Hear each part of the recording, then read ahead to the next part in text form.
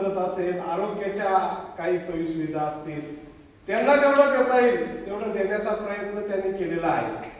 आणि कधी कधी मी दरवेळेस म्हणतोय की कधी कधी एखाद्याला भूक नसते ठेवले सर, आणि आपण होतो हे रे जेव बरोबर, तर होतं नाही नाही मला शुगर हे बीपी हे मला टायमिंग आहे, आणि त्याला भूक नाही, त्याला खायचं नाही, कशाला त्याला देतो. बऱ्याचदा साहेब असंच होतंय, आपण लोक ते देत असतोय म्हणजे समोरच्याला त्याची आवश्यकता आहे की नाही हे कधीच बघत नाही.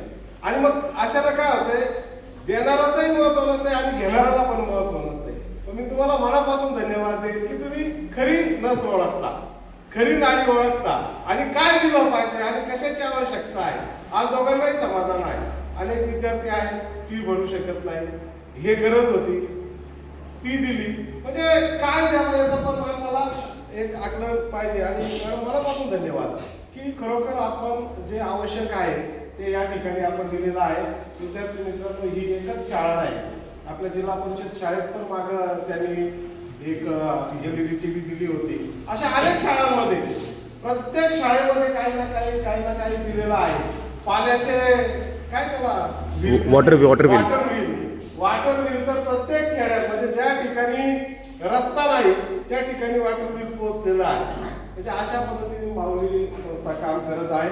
निश्चितपणे त्यांचा हा दातृत्वाचा गुण आपणही घ्यावा. मगाशी त्यांच्या बोलण्यातून तेच आलं की आपण जन्माला आल्यानंतर फक्त घेण्यासाठीच आलोय का, आपण द्यायला पण शिकलं पाहिजे.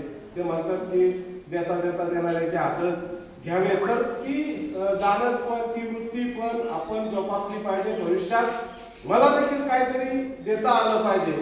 आता बऱ्याच म्हणजे एवढ्या 8-15 दिवसात मी बरेच फोटो बघतोय सोशल मीडियावरती. अनेक माजी विद्यार्थ्यांचे स्नेहसंमेलन, शाळेला भेट, शाळेला देणग्या, म्हणजे